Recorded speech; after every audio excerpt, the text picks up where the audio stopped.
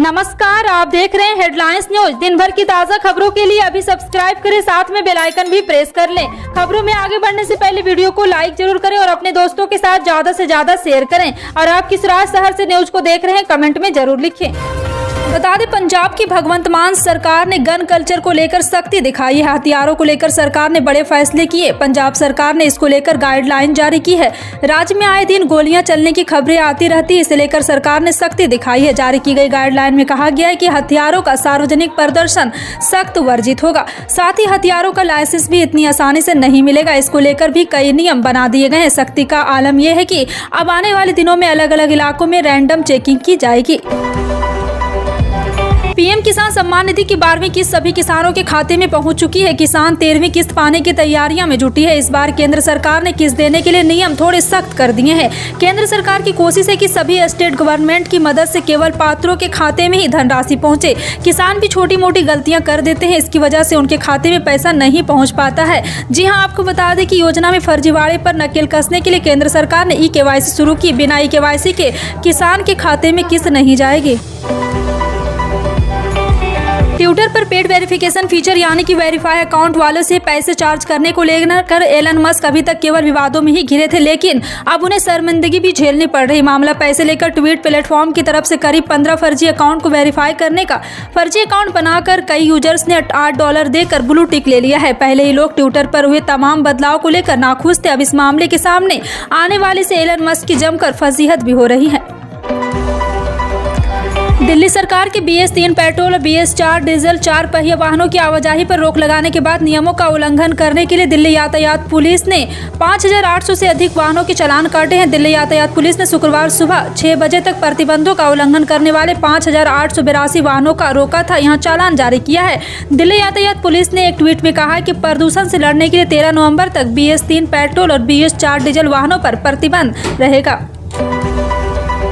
देश में महंगाई आम आदमी की जेब पर बोझ बढ़ रहा है। अब इस बोझ के और बढ़ने का रास्ता खुल गया है। देश में कॉमर्शियल LPG सिलेंडर पर मिलने वाली छूट को अब खत्म कर दिया गया।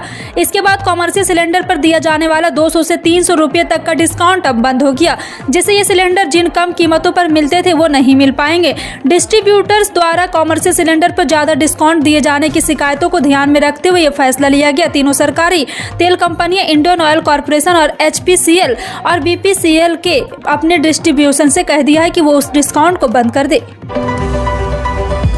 प्रधानमंत्री नरेंद्र मोदी सोमवार को इंडोनेशिया के बाली का दौरा करेंगे। इस दौरान वो बाली में आयोजित होने वाली 17वीं G20 शिखर सम्मेलन में शामिल होंगे। विदेश मंत्रालय ने जानकारी दी है। विदेश सचिव विनय क्वात्रा ने बताया कि बाली शिखर सम्मेलन में प्रधानमंत्री नरेंद्र मोदी G20 में शामिल अन्य नेताओं के साथ वैश्विक अर्थव्यवस्था, ऊर्जा, पर्यावरण, कृषि, स्वास्थ्य और डिजिटल परिवर्तन सहित समकालीन प्रशासन के प्रमुख मुद्दों पर विचार विमर्श भी करेंगे। सीमा पार से पाकिस्तान अपनी नापाक हरकतों से बाज नहीं आ रहा। पश्चिमी मोर्चे पर पाकिस्तान सीमा के पार से लगातार ड्रोन हमले हो रहे हैं। BSF के अनुसार वर्ष 2022 में पाक की ओर से ड्रोन से भारत में ड्रग्स, हथियार और गोला बारूद लाने की घटनाओं में बड़ी वृद्धि देखने को मिली। BSF के महानिदेशक पंकज कुमार सिंह ने कहा है कि पाक की नापाक हरकतों को रोकने के लिए अब एक तंत्र विकसित किया गया है, जिससे ड्रोन सीमा के पास आते ही उसका पता लग जाता है। दिल्ली NCR के कई इलाकों में एक हफ्ते में दूसरी बार भूकंप के झटके महसूस किए गए। ऐसे में यह सवाल उठता है कि आखिर इस इलाके में बार बार भूकंप के झटके आने के पीछे प्रमुख कारण क्या है। ऐसे में एक डर यह भी पैदा होता है कि क्या यह किसी बड़े भूकंप की आहट होती है।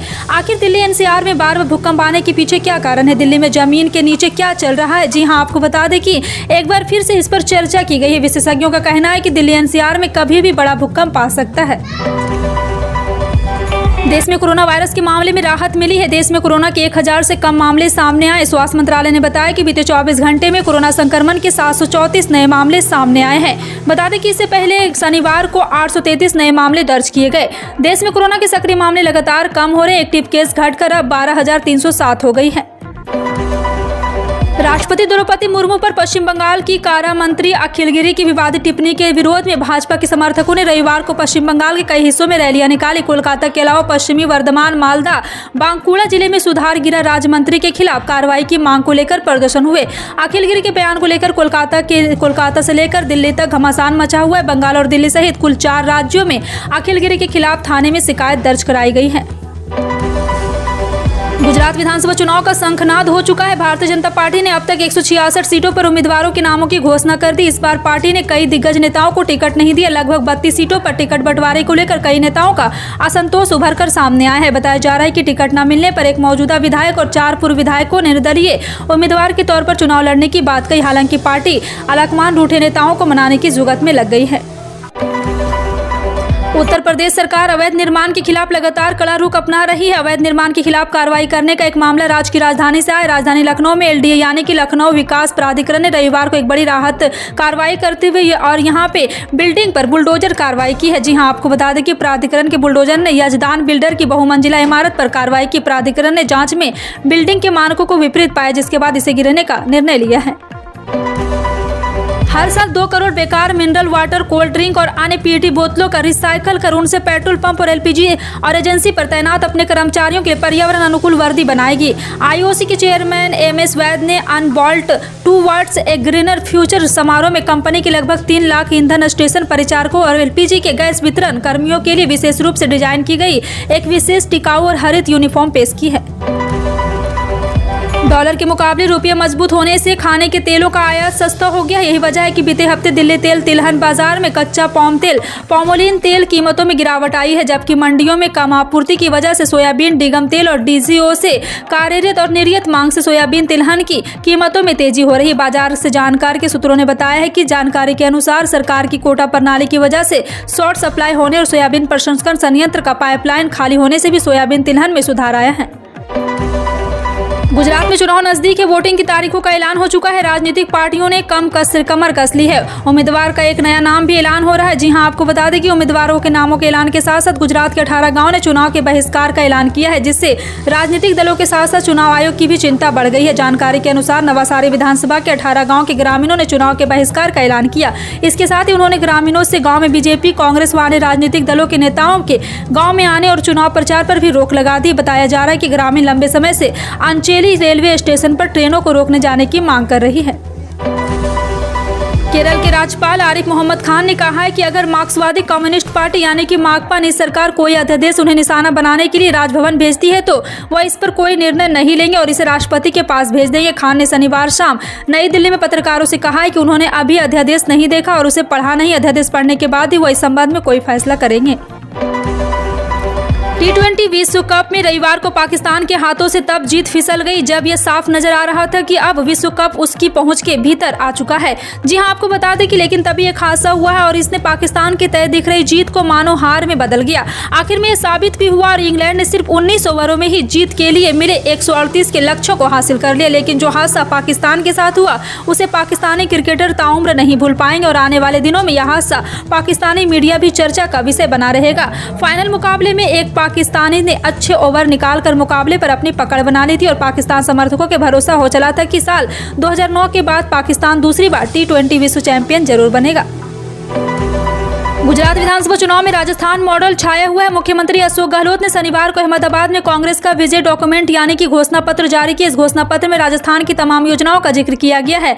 गहलोत ने कहा कि अगर कांग्रेस गुजरात की सत्ता में आती है तो ओल्ड पेंशन स्कीम में लागू किया जाएगा। साथ ही 10 लाख रुपए तक का मुफ्त इलाज, संविदा के बजाय अस्थायी नौकरी और मुफ्त में बिजली सहित तमाम सुविधाएं गुजरात की जनता को दी जाएगी। गहलोत ने कहा कि राजस्थान के विकास मॉडल की तारीफ पूरे देश में हो रही है, उसे तर्ज पर गुजरात में भी विकास कार्य किए जाएंगे। कश्मीर में हजारों वृद्धावस्था पेंशन भोगियों की भुगतान प्रक्रिया के ऑनलाइन हो जाने के कारण काफी भागदौड़ करनी पड़ रही है। शहर के सैदा कदल क्षेत्र की रहने वाली राहती नाम की 75 वर्षीय एक विधवा ने कहा है कि बहानों और भुगतान की प्रक्रिया माध्यम ऑनलाइन हो जाने पर वह पिछले 3 दिन भी दस्तावेज के साथ यहां के समाज कल्याण कार्यालय में गई ताकि उन्हें प्रति माह 1000 रुपए की सरकारी वित्तीय सहायता का लाभ मिलता रहे। लेकिन आपको बता दें कि कई जिलों के समाज कल्याण अधिकारी ने पीटीआई भाषा से कहा है कि पंजीकरण अकाउंट पर कर्मचारियों की कमी के कारण पेंशन भोगियों को मुश्किलों का सामना करना पड़ रहा है। राष्ट्रपति द्रौपदी मुर्मू सोमवार 14 नवंबर से 2 दिवसीय झारखंड के दौरे पर रहेगी। तय कार्यक्रम के अनुसार राष्ट्रपति द्रौपदी मुर्मू दोपहर में दिल्ली से देवघर आएंगी। राष्ट्रपति बनने के बाद यह पहला मौका होगा जब द्रौपदी मुर्मू देवघर जाएंगे और बाबा भोलेनाथ का दर्शन करेगी। राष्ट्रपति के आगमन को लेकर देवघर में भी तैयारियों को अंतिम रूप दिया जा रहा है। खासकर मंदिर प्रबंधन राष्ट्रपति द्रौपदी मुर्मू के आगमन को लेकर खासा उत्साहित है। देवघर में पूजा करने के बाद वे देवघर से विशेष विमान से सीधे रांची एयरपोर्ट पहुंचेगी। इस साल का G20 शिखर सम्मेलन इंडोनेशिया के बाली में आयोजित किया गया है, जिसमें अगले शिखर सम्मेलन की कमान भारत को सौंपी जाएगी, जो भारत के लिए बड़ी बात है और एक अंतर्राष्ट्रीय बड़े सम्मेलन की मेजबानी का मौका होगा। बता दें कि भारत 1 दिसंबर से G20 शिखर सम्मेलन की अध्यक्षता करेगा। इसे लेकर अमेरिकी विदेश मंत्री एंटनी ब्लिंकन ने रविवार को ट्वीट किया है, जिसमें उन्होंने लिखा है कि अमेरिका भारत की G20 अध्यक्षता का समर्थन करता है।